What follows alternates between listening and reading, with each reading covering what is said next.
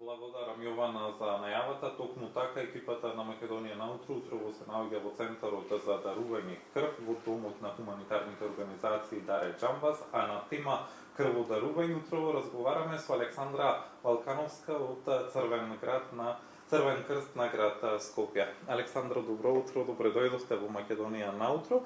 Крводарителството е највисокиот чин на алтруизам. Зошто е важно да се дарува крв? Добро утро за вас, добро утро за гледачите на Македонска телевизија. Благодарна што сте ова утро заедно со нас, тука во Дневниот центар за дарување крв.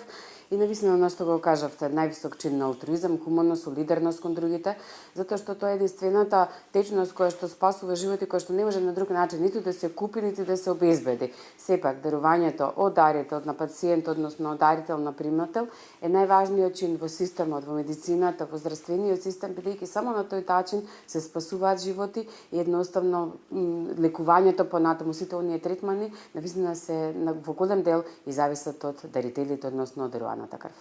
Кој се може да биде дарител на крв и кои услови треба да ги исполнува за да дарува крв? Секогаш велиме дека е убаво да се почне од собствениот порив, односно волјата да се дарува крв, да се направи нешто хумано, да се направи тој хуман гест, бидејќи тоа е нешто што треба да ги води сите, затоа што тој алтруизам, тоа човеколюбие, всушност треба да е основата.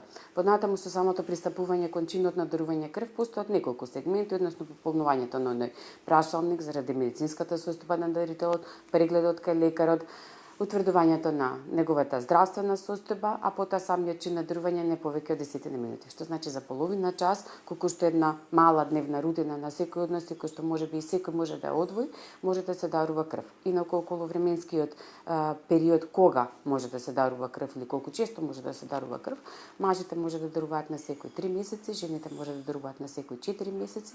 Меѓутоа сепак тука е екипата од Институтот за трансфузиона медицина, ќе направите на сепак проверка на општата здравствена состојба на дарителот. Секогаш велиме дека најважно е дарителот да остане во добра состојба и по дарувањето крв, односно неговата крв да заврши навистина онако како што треба и на вистинското место, затоа што сепак треба да бидеме свесни дека пациентите кои што ја чекаат крвта треба да добијат и квалитетна и онака како што е потребна процесирана понатаму. Една од најважните задачи на Црвениот крст е да ги мотивира сите полнолетни граѓани да бидат крводарители. Каков е интересот и по колку единици дневно се даруваат конкретно во овој центар? Да, крводарителството е еден процес кој што бара континуитет. Значи, крводарителството не бара акција која што денес би се случувала и би собрале, да речеме, 300-400 единици крв и потоа нели да бидеме спокојни наредните денови, недели или пак месеци. Не, со крводарителството не е така. Крводарителството бара крводарителски акции денес и утре и наредните денови, затоа што секојаш има потреба од свежа крв, меѓутоа има потреба и различни крвни единици. Или кога ќе прашаат која е најзначајна, највредна, најпотребна, таа која што му треба на пациентот во моментот. Затоа што велиме крвта треба да го чека пациентот, никогаш не се случи обратно. Интересот е навистина голем, имаме дарувања, бројката од планирани 55.000 единици крв на годишно ниво на територија на цела држава секогаш се исполнува, дури се надминува оваа бројка. Тука во Дневниот центар за дарување крв веќе стана една препознатлива локација, една препознатливо обележје во нашиот град, каде што дарителите на дневна основа доаѓаат да даруваат крв секој работен ден од 8, односно сега летниот период од 9 до 15 часот сме тука со екипата на институтот и секој е добре дојден. На годишно ниво повеќе од 3000 единици крв, дневно се случува 10-20 единици, значи една динамика која што е навистина задоволителна за еден ваков, би рекла навистина и топол и убав и пријатен простор за дарување крв. Александра, понекогаш се случува некои од граѓаните што сакаат да даруваат крв да бидат одбиени привремено за дарување крв и мене лично ми се има случајно. Кои се причините зашто се носи таква одлука?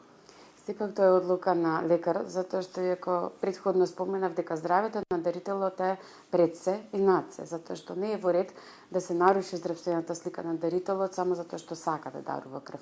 Одлично е дека има желба, сигурно дека во некоја наредна состојба каде што ќе се подобри, например, најчесто крвната слика, хемоглобинот заради сезонските можеби алергии, некоја лекарска интервенција, антибиотик, операција, зафат, важа по младите, вадење, запи така натаму, постојат многу причини многу. Еве, неколку причини јас направив, меѓутоа постати други причини. Сепак лекарот е тука да ги одреди и да каже што е најдобро за дарителот и што е најдобро за тој што треба да ја прими крвта, која што понатаму треба да се процесира и да заврши при пациентот кој што е на лекување, кој што е болен, кој што навистина сака и треба да оздраве понатаму благодарение на таа. И за крај на нашиот разговор, кои се придобивките од дарувањето на крв? Па дарителите тоа најмногу го кажуваат дека тоа е едно убаво чувство, дека се направил хуман гест. Имаме дарители кои што нели повеќе од 50 па и 100 пати дарувале крв и буквално го чекаат наредниот термин кога е денот за дарување крв, нели ако е маш на секој 3 или секој 4 месеци за жена и се радуваат на тој ден и велат дека нешто ме тера повторно да дарувам крв, повторно да направам. Кај ни веќе е тој чин на високо изразен чувство на хуманост, на солидарност, на поддршка на оние кои што им е потребно. За младите некогаш е нели интересно да се направи нешто ново, да се почне со тоа дарување крв, понатаму веќе стануваат многу често и редовни дарители. Не би должила многу во одговорот, освен дека дарувањето крв всушност е спасување живот.